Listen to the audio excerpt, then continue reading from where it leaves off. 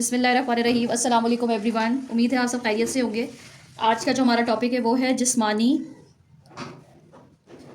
अज़ा। जिस्मानी अज़ा कौन कौन से होते हैं? हमारे बॉडी पार्ट, जिसको हम उर्दू में क्या कहते हैं, बॉडी पार्ट। ये जीम की शक्ल बनाएं, सीन मीम अलिफ मा नून छोटी यानी जिस्मानी अज़ा। तो इस टॉपिक के लिए जो हमने ऑब्जेक्टिव सेलेक्ट किया है वो क्या है कि at the end of the lesson बच्चे को क्या हो जाएगा, जिस्मानी अज़ा की पहचान हो जाएगी और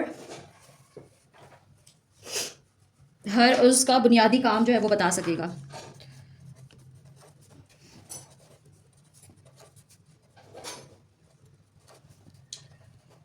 नहीं आ रहा आपको?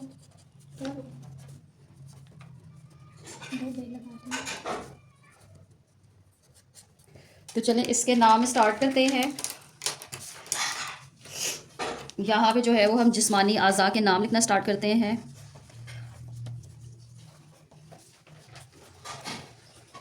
क्या क्या है, हम बच्चे से डिफरेंट क्वेश्चन जो है वो पूछ सकते हैं। लेट सपोज अपने लेसन का इंट्रोडक्शन देने से पहले हम कह सकते हैं कि हम किस चीज़ से लिखते हैं, तो बच्चा बता देगा कि हम हाथ से लिखते हैं, हम किस चीज़ से सुनते हैं और हम किस चीज़ से देखते हैं। तो जब बच्चा जो है वो इसके आंसर देना शुरू कर देगा तो आप उसके बाद उससे लिखवाना शुरू करें। नंबर 1 पे हम लिखेंगे हाथ, हा हा, भारी हरूफ इसके साथ आ गया थ, हाथ गोल है आएगा इसमें, तो इसके तोड़ करके देख लेते हैं कैसे टूटेगा वर्ड।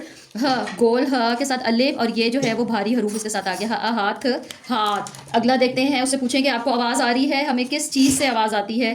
कान कान, काफ जब भी अलिफ के साथ मिलता है, वैसे ये काफ की आधी शक्ल है मगर जब भी अलिफ के साथ मिलता है ये क्या कर लेता है, अपनी शक्ल को चेंज कर लेता है, ये बी बन जाता है ऐसे करके। और इसमें क्या है, देखिए शरारती हरूफ बीच में आया है तो ये इसने वर्ड को तोड़ दिया है। उसके बाद देखें दा न त दांत, दाल शरारती हरूफ है, अलिफ शरारती हरूफ है, नून की आधी शक्ल के साथ त आ जाएगा, तो ये क्या बन जाएगा दांत दान। इसके बाद क्या आ जाएगा, जो बेसिक अज़ा हैं जो हमें अपेरेंटली नज़र आते हैं हम उसकी बात कर रहे हैं, ना और आगे क्या आ गया, ये क नाक। अलिफ जो है इसमें शरारती हरूफ आ गया है, इसने वर्ड को तोड़ दिया है।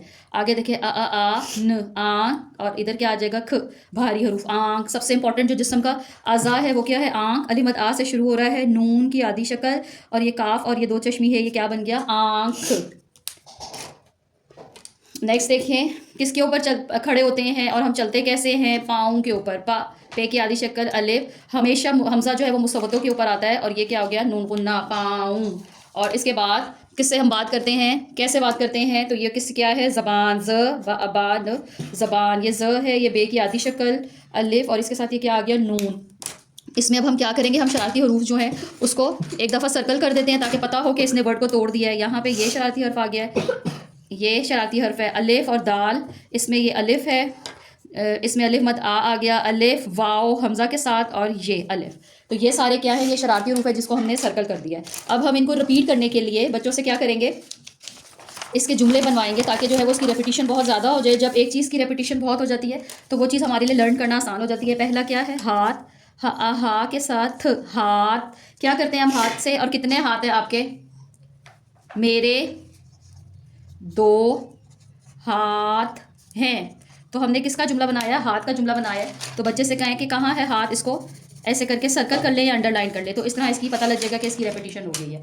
आगे क्या है, वर्ड का कान, कान किससे सुनते हैं, हम कान से सुनते हैं।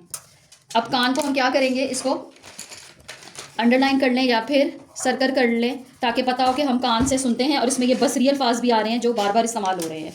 आगे देखिए, नेक्स्ट हम किससे लिखेंगे, दांत से।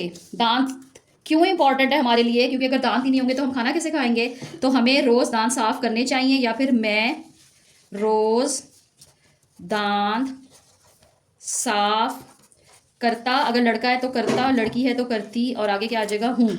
अब इसमें भी हमने दांत का वर्ड यूज़ किया है तो दांत को हम अंडरलाइन कर देंगे, और ये करता और करती और हूँ और ये मैं जो है ये क्या है, ये बसरी अल्फाज है, तो इसलिए इनको हमने क्या कर दिया है, अंडरलाइन कर दिया है। अच्छा, नाक, नाक से हम क्या करते हैं, नाक से हम सांस लेते हैं। हम सांस, सीन के 2 शोशे अलिफ नून और फिर यहाँ पे ये सीन, सांस लेते, और यहाँ पे क्या आ जाएगा, हैं। अब आप देखें, हैं और है, इस तरह वाले वर्ड जो है वो बहुत जब रिपीट हो रहे हैं तो इसका मतलब है इन बसरी अल्फाज से बच्चा जो है वो फेमिलियर हो रहा है बार बार, और ये जो है वो ज़ाहिर है इंपॉर्टेंट भी होते हैं, इन्हीं की वजह से जो है वो हमें लिखने में आसानी होती है। ज़बान, ज़बान, ज़बान, ज़बान से हम क्या करते हैं, हमेशा हम बोलते हैं और हमें इससे क्या बोलना चाहिए, हमेशा सच बोलना चाहिए हमें। फिर अगेन बसरी अल्फाज आ गया, ज़बान से सच बोलना चाहिए। ये हमने इसका जुमला लिखा है, इसमें से जो है वो बच्चों से ज़बान को सर्कल करवाएं, से हमें, ये क्या है, ये बसरी अल्फाज हैं।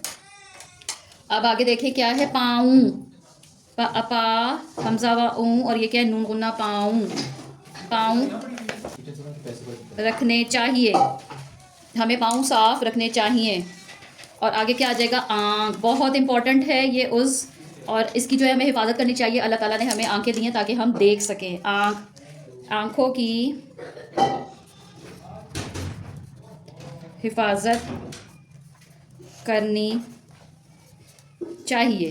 तो ये जो है हमने क्या किया है, इसकी कंप्लीट जो है वो सेंटेंसेस में भी इसको इस्तेमाल कर लिया है। और ये देखें, आँखों, आँख की बात हो रही है यहाँ पे, इसमें की बसरी अल्फाज है, और करनी यहाँ पे पाऊँ, और चाहिए जो है ये बसरी अल्फाज है। अब हमने अगर पूरा लेसन प्लान बच्चों को देना है तो हम क्या, इसका ऑब्जेक्टिव हमने कर लिया है। और इस्लामिक लिंकेज इसका क्या लिखेंगे, इस्लामिक लिंकेज में हम क्या लिखेंगे कि अल्लाह ताला ने हमें खूबसूरत जिस्म अता फरमाया है।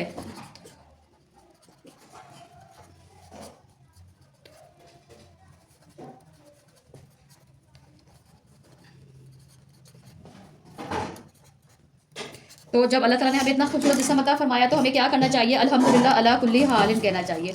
और क्रिटिकल थिंकिंग में हम बच्चों से डिफरेंट क्वेश्चन कर सकते हैं, क्या हम ज़बान के बगैर बात कर सकते हैं, बच्चों से पूछें तो जाहिर है बच्चे को पता होगा कि नहीं, हम उसके बगैर बात नहीं कर सकते। हाथ और पाँव में क्या फ़र्क है, हाथों से हम लिखते हैं और पाँव से हम क्या करते हैं, चलते हैं।